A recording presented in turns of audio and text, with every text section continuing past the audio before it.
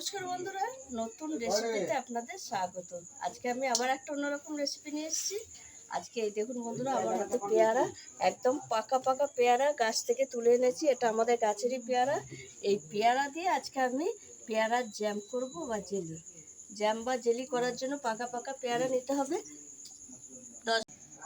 আর তার জন্য নিয়ে নিয়েছি 10-12টা পেয়ারা, আর চিনি, লেবু, ফুড কালার। আর কিছু লাগবে না।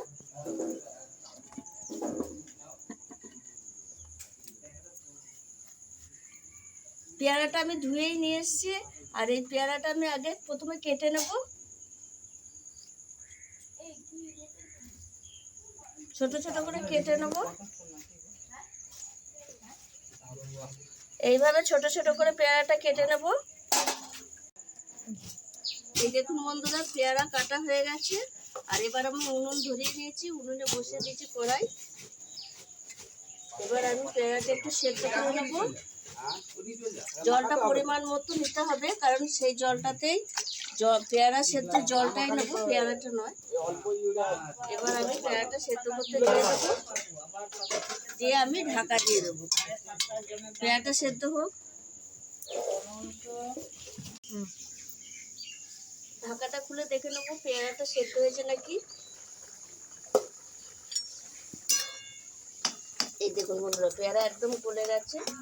এবার একটু আমি ঢাকা দিয়ে একটু ঘেটে ঘেটে নেবো। এইভাবে আমি একটু ঘেটে ঘেটে নেবো।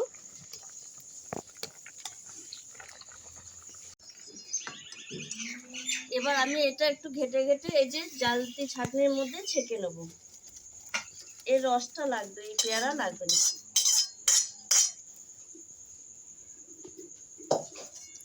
এবার আমি একটু এরকম চটকে রসটা নিয়ে নেব।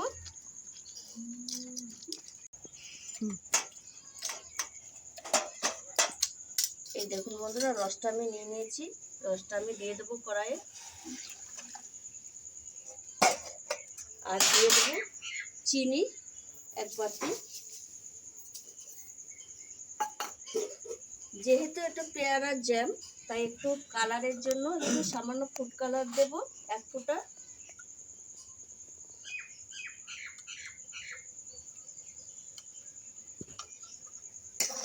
দিয়ে এবার আমি নাড়তে থাকবো।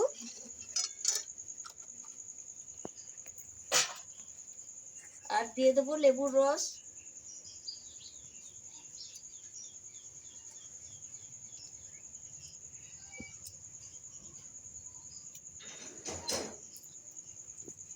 লেবুর রসটা দিলে এটা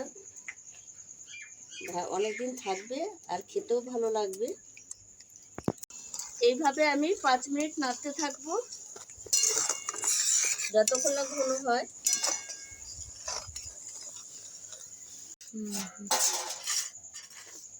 এই দেখুন বন্ধুরা, 5 মিনিট ফুটিয়েছি আর জ্যামটা আমার হয়ে গেছে। এই যে এখন এরকম পাতলা লাগছে, এটা ঠান্ডা হয়ে গেলে ঘন হয়ে যাবে। এটা আমি নামিয়ে দেবো, দিয়ে ঠান্ডা করে নেব।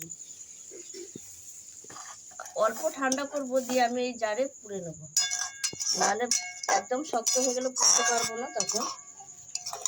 এই দেখুন, ফিটনেসটা এরকমই থাকবে। এই দেখুন বন্ধুরা, এই ঠান্ডা হতে হতেই জমে যাচ্ছে। তাই আমি এই যে একটু হালকা ঠান্ডা করে নেবো, নাহলে বেশি গরম দিলে কাঁচা শিশি ফেটে যাবে। তাই একটু নেড়ে চেড়ে এরকম ঠান্ডা করে নেবো। আর এই সময় তো বর্ষার সময় পেয়ারা তো অ্যাভেলেবেল হয়, আর পেয়ারা অধিকাংশ নষ্টই হয়ে যায়। তাই সেই পেয়ারা নষ্ট না করে যদি আমরা এইভাবে বাড়িতে জ্যাম বা জেলি করে রাখি, তাতে ভালোই হয়। সারা বছর তাহলে আমরা পেয়ারার স্বাদটাও পাবো আর জ্যামটাও খেতে পারবো। তাই আপনারাও এইভাবে একবার পেয়ারা নষ্ট না করে এরকম জ্যাম করে রাখবেন। এবার আমি শিশিতে ভরে নেব। শিশিতে ভরলে তারপরে একদম শিশির মধ্যেই জমাট বেঁধে যাবে।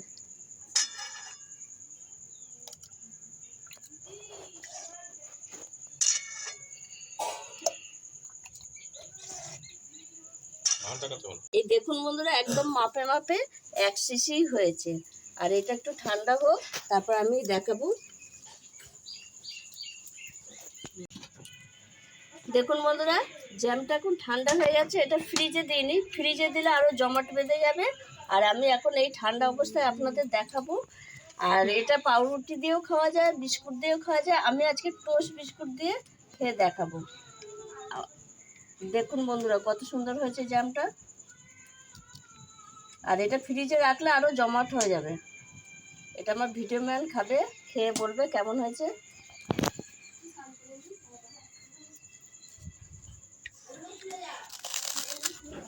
আর একটা আমি খাবো। খুব সুন্দর হয়েছে। আর এটা ফ্রিজে যত রাখা হবে তত জমাটি হবে খেতে। দেখুন কত সুন্দর হয়েছে।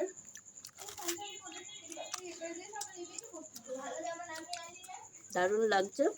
একটা পেয়ারা দেওয়ার আছে, আপনারা এইভাবে বাড়িতে পেয়ারা ফেলে না দিয়ে এই সময় বর্ষার সময় এরকম জ্যাম করে রেখে দেবেন, সারা বছর খেতে পারবেন, পেয়ারার গন্ধটাও পাবেন।